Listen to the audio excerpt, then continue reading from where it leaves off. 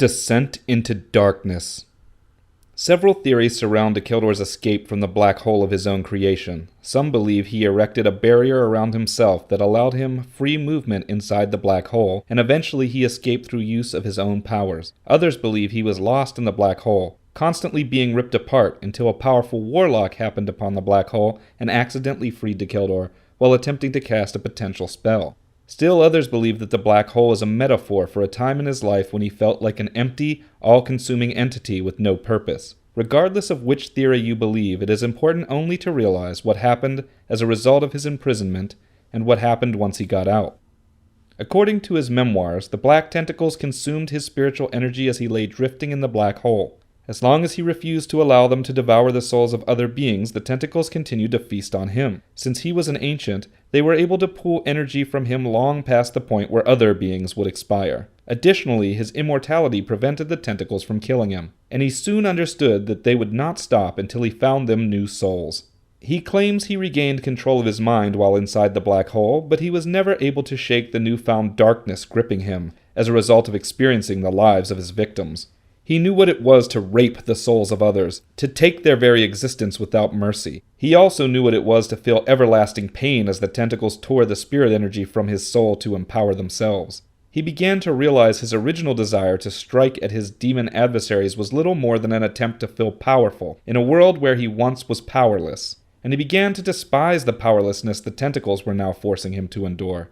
Soon it became apparent that surviving without stealing souls would mean living nothing more than a shell of a life, burning forever in constant pain. Dacheldor believed he had reached a crossroads where he had to decide whether to follow through with that plan or yield to the tentacles' demands. Ultimately, he did give in to the tentacles, though not fully. He tried his best to control them and attempted to make a new life for himself as a soul-eating monster. He decided that was better than becoming an empty husk. Thus, after countless centuries trapped in the black hole of his own creation, he set about freeing himself, even at the expense of the other beings living in the cosmos.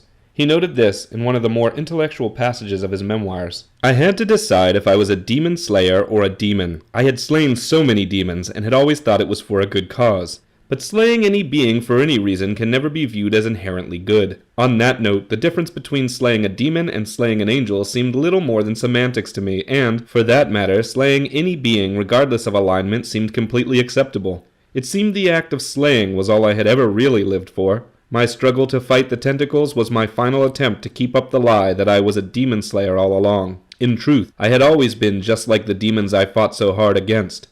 There, in that black hole, I finally accepted what I was." The sanity fled Dacheldor's mind, and in its place, his primitive strider survival skills took control. He began to frantically search his mind and soul for an escape from the black hole, but could find nothing. Desperate, he focused on the tentacles for help, attempting to use the divine powers of shock to guide him, but instead an interesting side effect gripped his consciousness. Because he was linked to, and technically was, the ancient one called shock, his attempts to focus on the tentacles opened a pathway to his own mind that allowed some of the truths of the ancient self to leak in.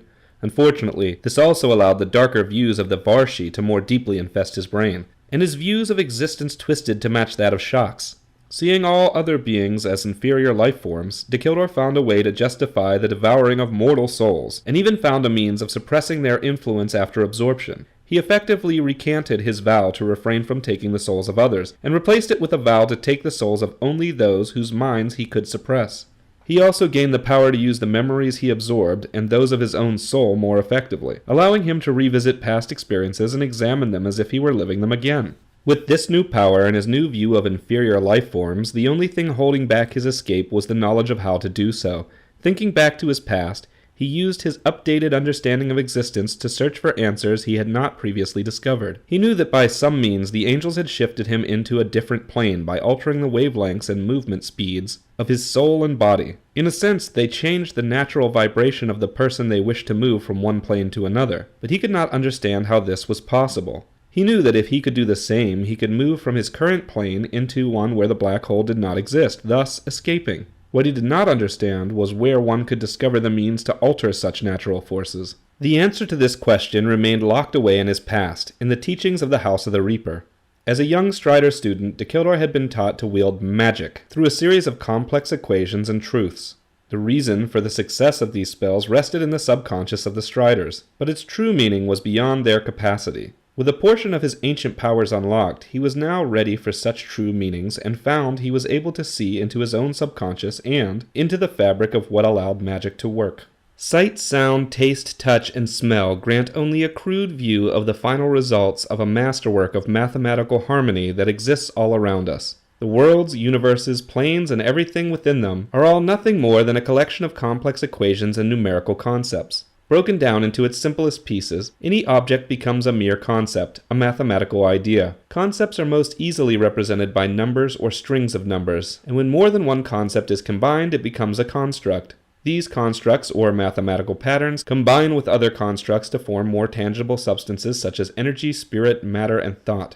From these tangibles, anything can be built. A perfect example is reflected in the human notion of atoms. All physical life is made up of various molecules which are no more than a collection of atoms. The only major difference between atoms is the number of protons, electrons, and neutrons that make up their design. Changing any of these changes the atom, which, in turn, changes the molecule and everything up the line. Atoms are not an example of tangibles, but of what tangibles can be combined to form. Other examples of combined tangibles or visual structures include waves, impulses, and exertions of consciousness. If properly manipulated, these visual structures can create anything from an illusion to an entire universe. Even the cosmos is nothing more than a collection of visual structures, making it a visual structure itself. Thus, all that exists can be traced back to and explained by math, and the ability to see and manipulate the mathematical values of visual structures is called magic. Casting a spell is the process of using one's own spiritual energy as a catalyst to inflict a mathematical transformation on an already existing visual structure, tangible, construct, or concept.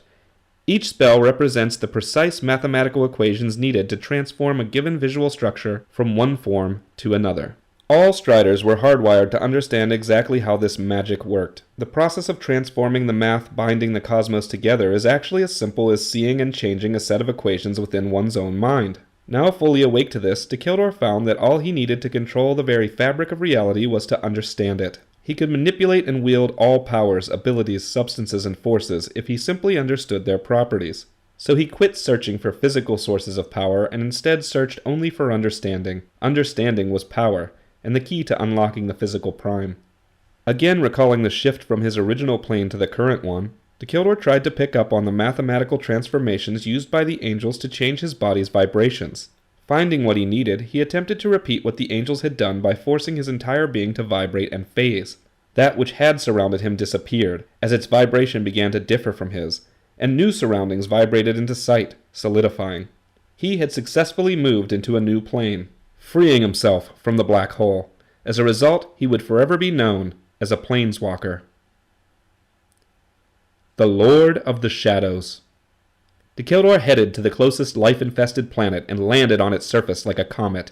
He had hoped to find this location teeming with lesser animals to feed his hungry tentacles, but it turned out to be populated primarily by humanoid beings. Wondering how a man could fall from the sky, impact with enough force to destroy several structures, then raise to his feet unharmed, one curiously staggered toward Dacheldor. This being would become Dacheldor's first unintentional meal.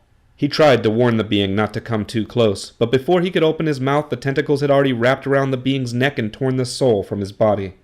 The memories and thoughts of the being's life shot through Dacheldor's mind and became part of his memories.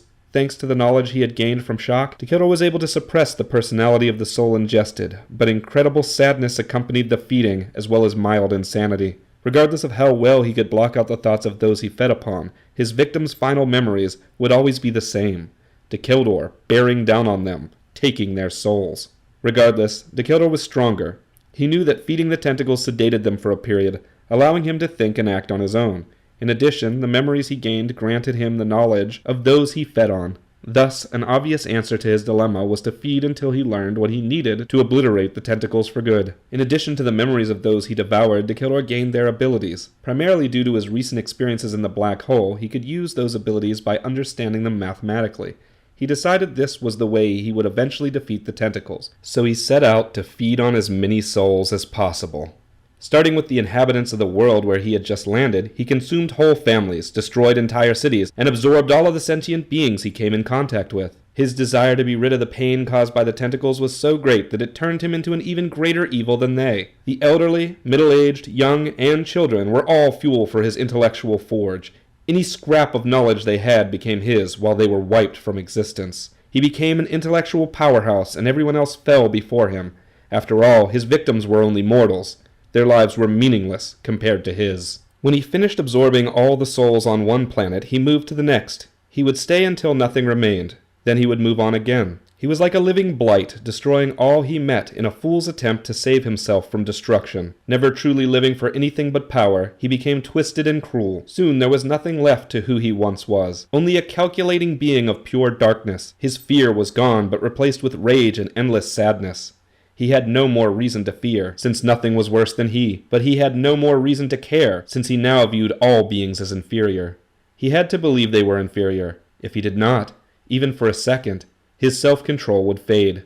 It was not long before Dacheldor was seen as a force of absolute evil throughout the planes. Beings of great power attempted to destroy him, but all fell at his feet. Entire universes formed alliances to fight him, but they also fell. It seemed nothing could stop his endless fury, and trying only made matters worse. He became so infamous that he was given titles to emphasize how dangerous he was. Those who knew of his power's origins called him the Scourge of the Nine Hells, or the Scourge of the Hells Empire, and those who feared what he could do called him the Essence of Darkness, or the Living Plague. No name stuck with him, however, longer than the one given by those who would one day serve him, the Lord of the Shadows. This is not to say that Dacheldor avidly sought those who would serve him. Most of his servants came to him looking for power. But he was never one to turn down a worker as long as they remained loyal and followed orders. For 300,000 years, he took the lives of beings on countless worlds and built his massive dark empire, all with a singular goal: to rid himself of the black tentacles. The knowledge he amassed was more than most beings believed possible, and his power became unspeakable.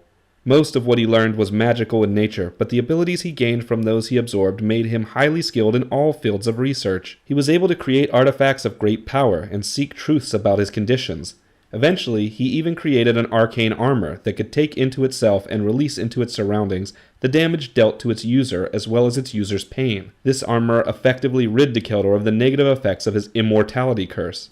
It was called the Spellfire Armor, and was created through magical conjuration as an extension of his soul. Its construction through conjuration allowed it to assume any form he desired, but he never chose to alter it after creating its first form. Dacheldor's Spellfire Armor seemed almost mechanical in nature. His head was covered in a dark helmet with a short brim that supported two large structures pointing straight up on either side, like two long antennae fashioned to look like the ears of Anubis. An elongated breathing mask made his jaw appear gaunt and angular, while his eyes were covered by a deep red visor. His neck and jaw were protected by a leathery substance leading down into the frame of the body. Two large shoulder guards shot out from the frame and were connected to a black cape that could be pulled in the front to cover the body completely. The armored portions resembled a sculpted human body frame. It was obviously designed for space travel, but also allowed freedom of movement on any planet's surface. Silver skulls were located on the shoulders, guards, belt buckles, and knees. The armor suited Dacheldor's new lifestyle, as well as his new title.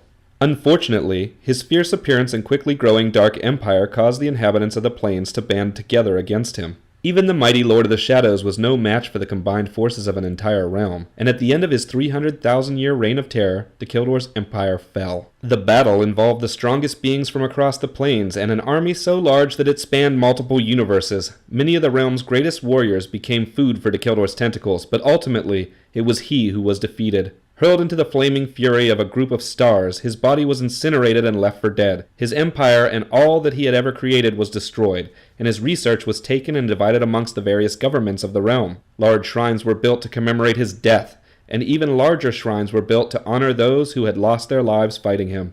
The entire realm considered the Lord of the Shadows gone forever, and even though Dacheldor would eventually regenerate and emerge from his fiery tomb, he would not take up the title again in this realm.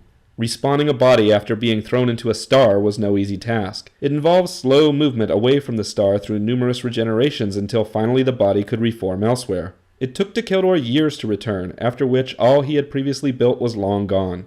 Though he lost everything in the battle, he managed to drain the souls of several key individuals whose knowledge proved more valuable than anything he could have achieved on his own. From their memories, he learned of a ritual used to transform physical beings into beings of pure spiritual energy called the Ritual of Pure Soul Transformation.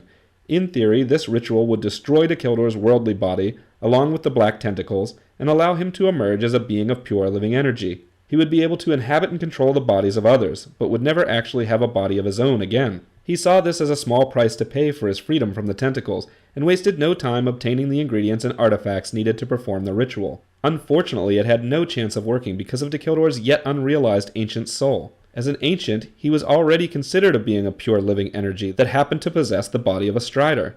Transformation into another being of pure living energy was not possible through the ritual, and, thus, the ritual was destined to fail before he had even begun. Oblivious, though, he collected all the necessary ingredients and underwent the ceremony anyway. But instead of experiencing a transformation, he learned a harsh lesson about the dangers of incorrect incantation and in dabbling with the lesser realms. The ritual of pure soul transformation relied heavily on the power of the lesser realm of undeniable truth, a separate reality parallel to our own, where all things exist in their truest form. In order to achieve the level of spiritual understanding needed to become a pure soul, the being performing the ritual had to first open a path to this lesser realm and allow himself to be completely swallowed by it. Completing the ritual made escape from the lesser realm possible, but in Dacheldor's case the ritual did not work correctly. Instead of being transformed, he was pulled into the lesser realm of undeniable truth, with no knowledge of how to return from it. Throughout the plains, he was already considered dead, so no one even noticed when he vanished. According to written history, he died in the great battle, as everyone had thought, and he would never return in time to prevent his true place in history from being lost and replaced by near-forgotten myths and legends. The Lord of the Shadows would vanish from common memory long before Dacheldor's return, which enabled him to make a fresh start.